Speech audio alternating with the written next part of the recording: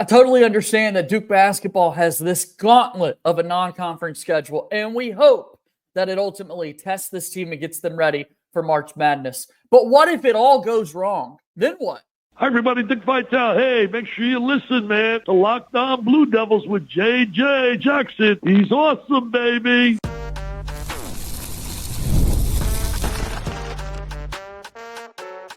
You are Locked On Blue Devils, your daily podcast on the Duke Blue Devils. Part of the Locked On Podcast Network, your team every day. Hello, everybody. Welcome into another episode of the Locked On Blue Devils podcast. My name is JJ Jackson. Today is Friday, August 15th, 2025. Locked On Blue Devils is your one-stop shop where we discuss everything going on inside the life of Duke athletics. Today, we'll talk a whole lot about Duke men's basketball and this non-conference schedule that they've put together with our good pal Josh Cox from the Section 17 podcast. We've talked a lot about the positives of a schedule like this. Are there negatives? What does that look like? What if this goes wrong with the schedule that Duke has before they even get into ACC play? So we're going to dive into that throughout today's show. If you haven't done so already, please be sure to follow and subscribe to Locked On Blue Devils for free, wherever it is that you get your podcast. Leave us a 5-star rating and written review, particularly there on the Apple Podcast. Those algorithms love those 5-star reviews, and it helps us be found a whole lot easier. A shout out to all of you everydayers. You guys make this thing go around, and I'm certainly grateful for you taking time out of your day to be a part of this family and community. We're getting closer to 4,000 subscribers on YouTube. Be sure to like the show and give us a follow as well on X at LO_Blue Devils. So here's Josh Cox. He's with us now, and man, I'm getting excited for basketball season. Here we are, just a few weeks away from the start of the football season, and that just means Duke basketball is right around the corner. And we've been talking a lot about this conference schedule and non-conference schedule for Duke, but let's just get the season going, man. I'm excited. Oh yeah, we're we're a week and a half away, less than a week and a half away from football kicking off, and we know what that means. When football kicks off, it's nonstop between football and basketball. Until really, if you follow the NBA, until really the end of June, right? And I think even into July. Right. And so, this is the time of year where it all kicks off and begins. But yeah, looking forward to talking about Duke basketball today and what we can expect going into this season for sure. Yeah, without a doubt. I mean, this schedule, we've talked about it a whole lot. We talked about last year's schedule for Duke as well. This time of the year, we were talking about the 4 big non-conference games that Duke had: Arizona, Kentucky, Kansas, Auburn. How were they going to fare in big-time games like that? Ultimately, they stood the test. They took their lumps along the way early on in the season, and that seemed to be pivotal before they went into ACC play. Although, Josh, now I start to second-guess myself because the ACC was so down and that sort of thing that, right, you were kind of able to cruise throughout the portion of your conference schedule. But when it mattered most in March, Duke was able to put together a big run and get all the way to the Final Four. Yeah, absolutely, and obviously didn't end the way Duke fans wanted it to. But I mean, the formula worked last season for Duke for sure. Like you mentioned, 4 really, really high profile, really solid, tests in the non-con.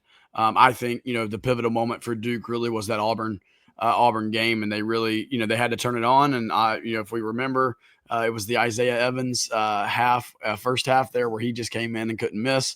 But I think all of these non-conference games, they just proved to be, testing ground, not really for conference play in a sense to what you alluded to. It's getting you prepared for March. And, you're going to meet people on neutral courts in March.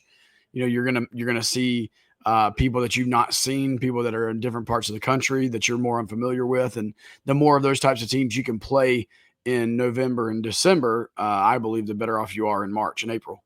Yeah, I mean, you certainly want to be playing your best at the end of the year. That's what matters most. That's why we saw that kind of delayed non-conference game as well. Shame on me. I mentioned the 4 early in the year, and then there was a 5th non-conference game on the calendar for Duke. We're talking major non-conference games. Respect to all of those in-state schools and whatnot that Duke sends a little money to get them to come in and play those games. But the Illinois test later in the season, that Duke was able to really come out. And I mean, the Auburn game was awesome, Josh. Like we're talking about, so much fun watching Isaiah Evans do his thing.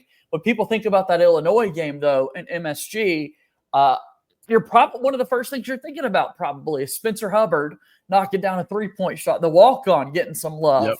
at the end of it, because Duke was just so dominant in a game like that. And it was like, if there was the argument, like I started to make, that ACC was down, it's not getting you ready, that was just the one little indicator that it's like, no, we're good. Like, we'll be able to kind of transition into NCAA tournament. Yeah, and I believe this season will be, cross your fingers. You hope the ACC is rebounded a little bit this season, and that your conference schedule is a little bit more of a gauntlet. And, that might mean a couple more losses on your final record, but it might also mean that you're, very well prepared and more battle tested, in the recent history, right? So if you're looking at March being, the standard of where you want to be playing your best, like you said, Duke really had that Illinois game in January or whenever that was, February.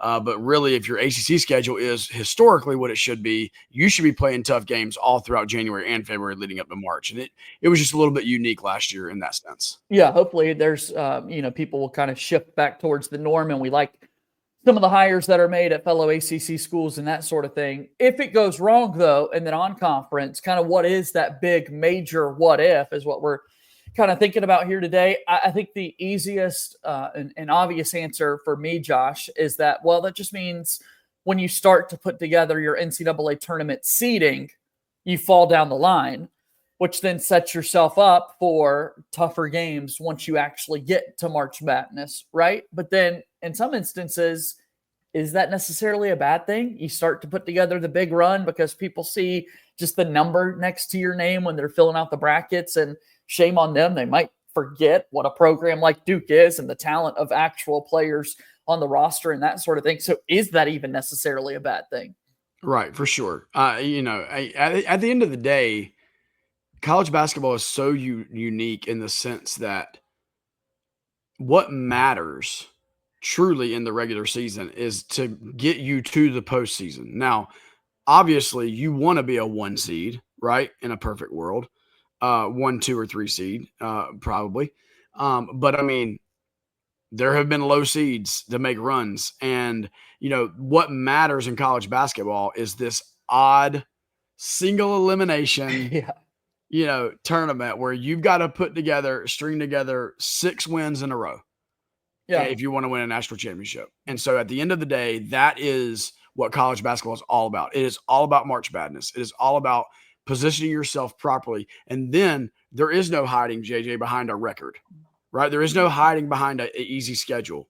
When you get into March Madness and you get into that tournament, you have to play at your peak performance. Or just like we saw this past spring, you can catch yourself on a bad day. You can have a bad 10 minutes and your season is absolutely over, even though you may be the best team. So I guess that's the beauty of college basketball, is that there's a lot of things that happen in the regular season.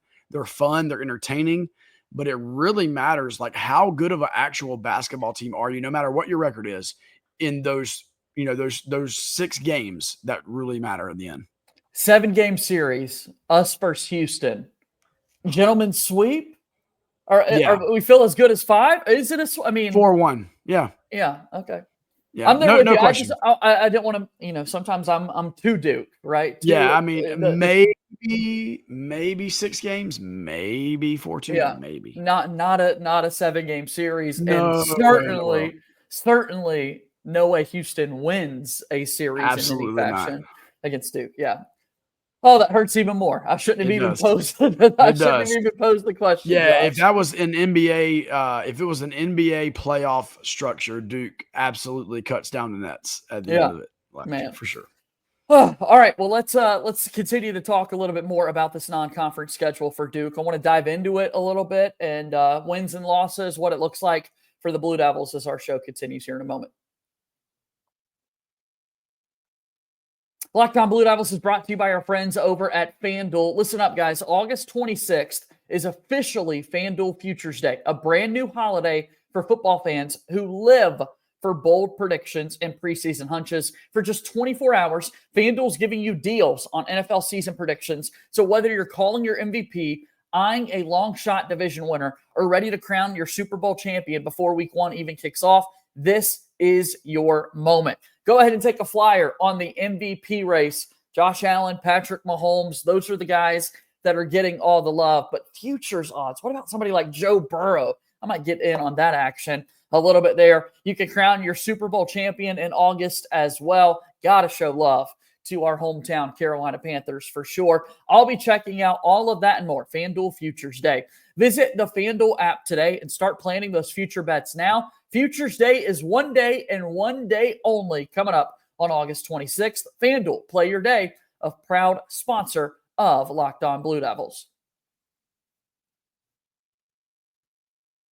Okay, welcome back in. We've got Josh Cox here with us talking about the Duke basketball season and taking a look at the tough non-conference slate that Duke's got. What happens if it goes wrong? We'll put the some of the highlights of the non-conference schedule here on the screen. Again, for our YouTube audience, Texas, Kansas, Arkansas, Florida, Michigan State, Texas Tech, and Michigan, some of the big power conference opponents that Duke's got on the slate. We're in agreement, though, Josh. Like, the word, if this goes wrong, it's just the seeding that we're sort of talking about would be the indicator here for Duke. This team's talented enough. The ACC is going to be that. Like, I don't see a world where Duke's missing the NCAA tournament this upcoming season. Right. Yeah, no, that's for sure. And it's just a matter of positioning yourself, in the best possible scenario, right? And if the number one That's such a overall good seed- feeling, by the way, Josh. It is. I mean, like, we're going to make the tournament. Yeah. And just a reality check for people. Like, there are programs in our own conference every year that are like, we got to get back there, There are coaches that are like, my job depends on whether or not this team actually makes it into the big dance. Right. And, Duke is fortunate.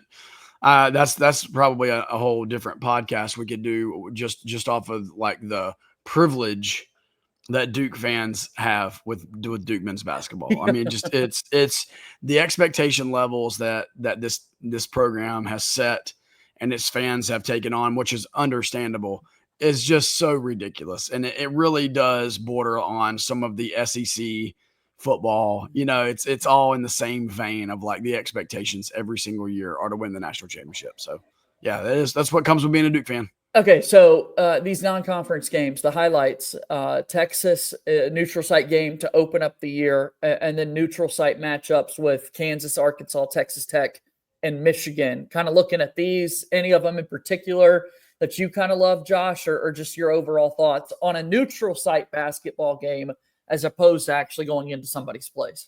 Yeah, I mean, well, you have a couple of those. Obviously, Kansas is a part of the Champions Classic, which Duke has been a part of now for I don't know, 10 years plus. Yeah. Yeah. And then you have the Arkansas game, which is part of the ACC SEC Challenge. The Florida game is Arkansas. I'm sorry. Yep. You're right.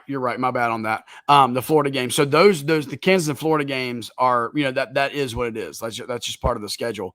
I personally love the Texas to start out. Yeah. I think it's great. I mean, that's going to be incredible. I mean, we're not even mentioning the fact that Duke has UCF and Tennessee in like close or scrimmages right before the season starts. But I love the Texas one, and then I bookend it. I love the Michigan one because the Michigan one, I believe, is like February 20 something, so it's late in the year. And I think it's neutral site. I believe it's in DC or something like that. New York, DC. I think it's in Washington, DC. DC. Yep. Washington, DC. So, man, we're exactly what we're talking about. Like, to me, Jon Scheyer is setting this team up for success there, because no matter what's going on in the ACC schedule at that point, it's like, hey, reset real quick. We're heading to DC, out of conference, Big Ten opponent, got a lot of history. Like, I don't know how good Michigan's going to be this year. We'll find out. We'll know by then. I promise you that. But it's just a great test, similar to the Illinois game. So the two games I really like are the bookends. I like the beginning game at Texas. I like that last non-con game with Michigan. Okay, I'll highlight a few more for us then. I'll kind of sprinkle in some chatter here on Arkansas going up against the Hogs, because we're used to the Kentucky John Calipari. Now we've got him wearing a whole lot of red, and this one's in Chicago on Thanksgiving, a premier event, standalone basketball game there Thanksgiving night. NFL games will be in action as they always are, and then you've got a chance to watch Duke basketball going up against Coach Cal and the Hogs. That's exciting. They're now becoming a whole lot of recruiting battles that we're seeing here between Duke and Arkansas, and now they'll kind of get to duke it out, so to speak, on the court. Yeah, this is the classic time for what YouTube TV or whatever you've got to do, like your quad box or your dual watch multiple games at once Yeah. on that. But yeah, I mean, you're exactly right. Arkansas is investing a lot of money into its basketball program. I mean, from what I have heard, they're actually doing it at the expense of football in a lot of ways. It's kind of like, hey, we're in the SEC, so like football is what it is in the SEC, and so they're really choosing to go, all in on football. I mean, on basketball, and I think that was part of the deal when they lured Cal Yeah. away from Kentucky. It was that their commitment was to basketball, and that's a unique thing to do. But hey, the SEC has proven over the last 2 basketball seasons that like it's not a terrible decision. And so you're right. I mean, when you think Arkansas, you need to think Kentucky, and you need to think old school Memphis. Like you need to think because those are Cal teams, and this Arkansas team is Cal. I mean, it's a Cal team. So you're exactly right. It's another opportunity for Jon Scheyer to really on the kind of the coaching clout, thing, get to go against a legend like Cal, and I think it's opportunities, right? That's just an opportunity game.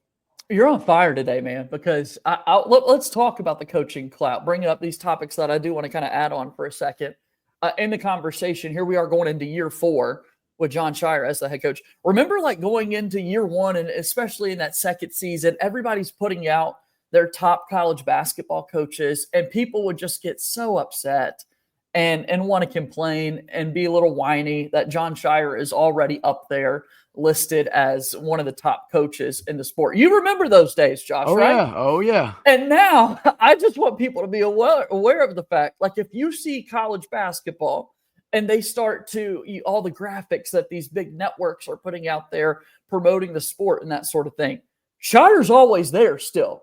So, I mean, course correction from everybody, I think, just finally accepting like, okay, yep, he is one of the ones when it comes to the sport. I love that, man.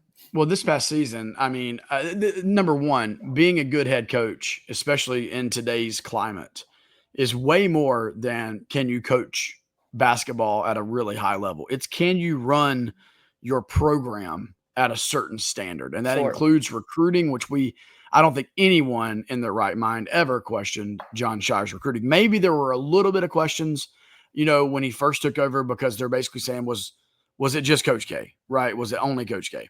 But I believe Jon has very quickly proven that it was not just Coach K, that there was more to the recruiting than just the head coach's, name. So that's the first part. But then you have now with NIL and roster construction, it's not just about high school recruiting. It's about how do you use the portal properly? How do you properly fund your roster? And Jon has proven to be elite at those things. And if there were any questions from the season that Duke had 2 years ago, that was kind of a little bit of a downer year. This past season, in all of those areas, roster construction, recruiting, and then X's and O's. I mean, here's the thing. I have gone on record to say that last 10 minutes of that Houston game in the Final Four was embarrassing from the coach perspective.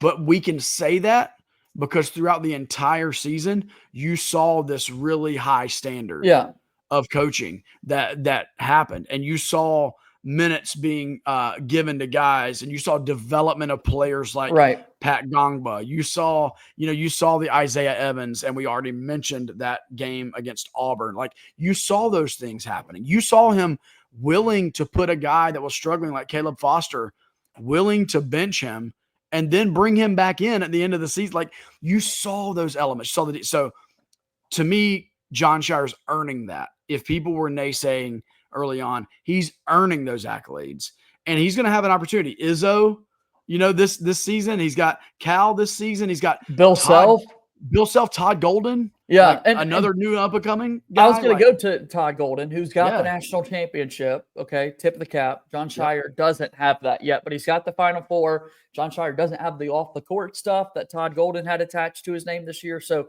that's a win in the column when you're evaluating the programs. But even still, as a national championship winning coach, I saw it the other day. If you just go scroll and look for college coaches, you're not seeing a whole lot of Todd Golden there. It's Scheyer, it's Self, it's Calipari, it's Izzo.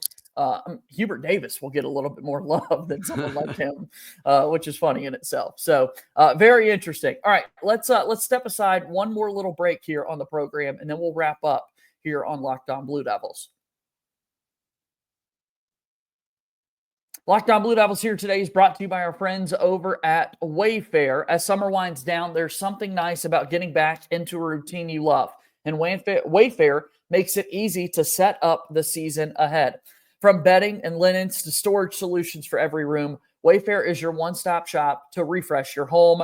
I love Wayfair. I'm able to recently, I've been grabbing a couple of different items for my living room in particular to freshen up the space, and it's been a perfect addition to my home. Get organized, refreshed, and back into a routine for way less. Head to wayfair.com right now to shop all things home. That's wayfair.com, wayfair.com. Wayfair, every style, every home, a proud sponsor of Locked On Blue Devils. All right, back on the show. Josh Cox is here talking Duke basketball on this non-conference schedule, Jon Scheyer's status amongst the elite coaches, and you get more and more status when you win head-to-head. That was one of our favorite things about Coach K over the course of 42 years is these winning records that he had against all the great coaches. You know, mano-a-mano, coach versus coach, I'm getting the wins. And, you know, we talked about kind of what goes wrong for this team with the non-conference schedule. Does it go the way they want it to? What can go right, though, for Duke is that you're totally prepared for March. Your coach continues to push forward his name, which in turn pushed forward Duke basketball program. Not that it needs to continue to move forward, but it's really cool to see us on top consistently. And I'm feeling really good about the schedule and kind of how it's going to all turn out. Yeah, I mean, the risk reward on scheduling such a difficult non-conference, right? I believe the reward far outweighs the risk. And, you know, the best case scenario is, you know, this Duke team is uber prepared, you know, for March. The worst case scenario, JJ, is that Duke takes some lumps, man. And they take, I guess, worst case scenario is they take lumps and maybe, you know, an injury or two, and then they stumble into ACC play. And then, you know, by the end of the year, this team's got double-digit losses. They're an 8 or 9 seed, and the road, you know, to a championship run is, you know, slim to none, right? I mean, that's worst case scenario, right? But best case scenario is, you know, this team, which is flying under the radar in comparison to last season's team, that this team is able to develop a toughness about them. The roles on this team, the alphas on this team are able to establish themselves in these non-conference big games in these big time arenas.